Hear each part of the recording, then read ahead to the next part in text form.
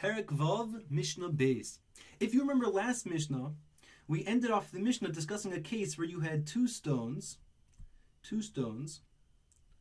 and you wanted to make an oven out of these two stones. So what you did is that you've connected them with earthenware, and now you could place your pot on top, and you can make a fire below.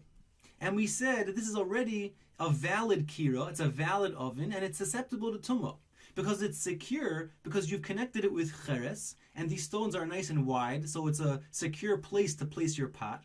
And you could cook food with fire from the bottom. And we had Rabbi Yehuda who argued, because he said you need to have 3 stones to make it a secure oven. Now our Mishnah, we're going to start talking about a case where we have 2 stones, and again, you want to make an oven out of it, but instead of connecting it from the top, what you've done is that you've connected it and secured it with cheres, with tit, from the bottom. So now it's nice and secure to the ground, it's not going to topple over, and now you could easily place your pot on top of it and make your fire below it. And the halacha is that just like the top oven is mekabel toma, it's susceptible to toma, so too this oven, which is also secure and connected, just using a different method, it's also a valid kirah. As we see, it's very easy to make a kirah oven. So we see that generally speaking, both of the stones need to be connected. Either from Mishnah Aleph, we see that it has to be connected from the top, or in this Mishnah, we're going to see that they both have to be connected from the ground. However, there's an exception to that rule, and that is if you already have a valid oven, so either you have a tanner oven, here's a tanner, or whether you have a kirah oven, which a kirah has 2 burners on the top, or whether it's a kupach just has 1 burner. So if you already have one of these valid ovens, and you sort of want to extend your oven area, so what you do is that you place a stone right next to your tanner or your kirah or your kupach, and now what you could do is you could make a fire in between them, and you could place your pot on top of your tanner and on top of that stone. So you're sort of extending your tanner area to a separate in-between place. And the halacha is that since you already have a valid tanner or a valid kirah or a valid kupach, so you only need to connect that 1 stone to the ground with tit.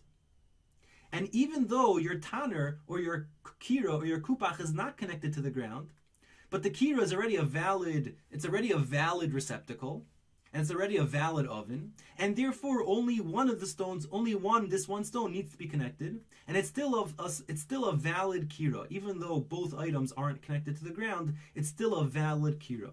So our Mishnah starts off talking about this exception to the rule that even though generally both stones need to be connected to the ground, but if one of the 2 items is a valid oven, then only 1 stone has to be connected. And our Mishnah starts off telling us that exception. So let's start the Mishnah.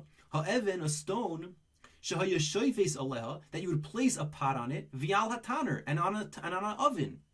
So you're using your oven and you're extending it with a stone.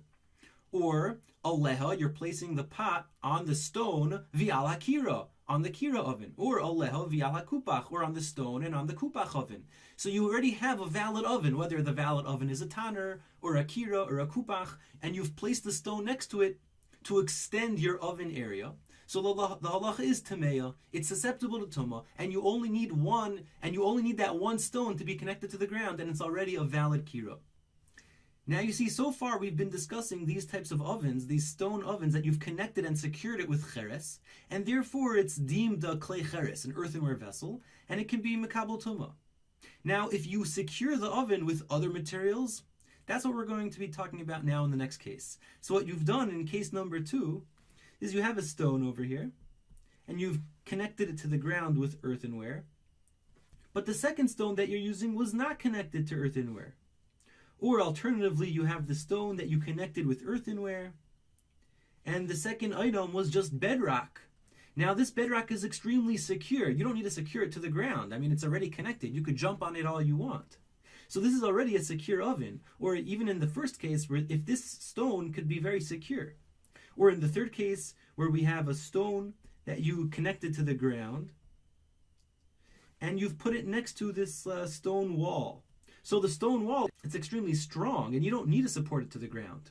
However, since you haven't secured it with cheres, so it's not considered an earthenware vessel, rather it's just considered stone, And the reason why stone ovens that are connected to the ground can't become tameh is because the Torah says, Taner v'kirayim yutatz.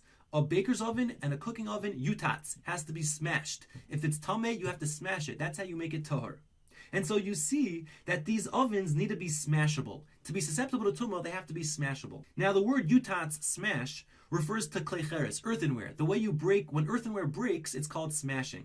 However, when you break a stone, or when you quarry stone, you could call it quarrying, or cutting, or breaking, but you don't call it smashing. That word yutatz is usually only used for klei cheres, for earthenware.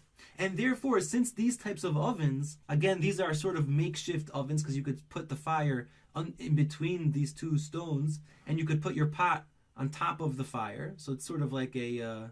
we're not talking about 21st century ovens over here. We're talking about pretty basic ovens. But the halacha is that these ovens are not susceptible to tumah because they're not smashable. You're not able to do yutats on them because they're secured in and of themselves without cheres, without earthenware.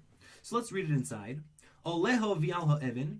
If you placed your pot on the stone that's connected and on a stone that's not connected, or oleho v'al hasela, if you placed your pot on the stone that's connected and on bedrock, or oleho v'al hakosel, you placed your pot on the stone that's connected and on a wall, tahira, it's not susceptible to tumah, because you're not able to do yutats, you're not able to smash it, because you only do yutats to klei cheres, and these items are secured, but without cheres. And the Mishnah goes on to say, Vizu hoisa kiras hanazirim. This was the type of oven that the Nazirim would use. Sheb Yerushalayim, in Yerushalayim. Shekeneged hasela. They placed it next to bedrock. This was a smart move, because the oven for the Nazirim couldn't become tameh, and since there were pretty few Nazirim out there, they wanted to make sure that a dead sheretz wasn't found in their oven, because you're not allowed to make your karban tameh. These Nazirim would have to bring a shalmei nazir, a shlomim, and they didn't want their shlomims to become tameh. So they made a non-tumah oven. You know how these days you could have a non-stick pan? So in those days, the Nazirim, they had a non-tumahable oven because it wasn't able to be smashed. And because they placed the stone next to bedrock. So that's case number 2. Now in case number 3, we have a kiras hatabochim, the oven of the butchers. Now the butchers needed to make many different types of dishes. So they would make these stones, they would place them right close to each other. They would have a row of stones, and they would connect each one to the ground, and they could put a pot in between each one, and therefore they can make many different types of dishes using each oven separately. So when they would place these, 5 ovens next to each other, you come out with four ovens. And we're going to see the halacha is that even if a dead sheretz is found in between one of the ovens, it doesn't mess up and make the other ones tameh, because each oven is viewed individually. So let's read it inside. Kiras hatabochim, the oven of the butchers. Bizman shehu nosein even bitzad even. At the time that they would place a stone next to a stone, and they had many stones next to each other to make many separate ovens. So nitmeis achas mehen. If one of those ovens becomes tameh, lo nitmeu kulam.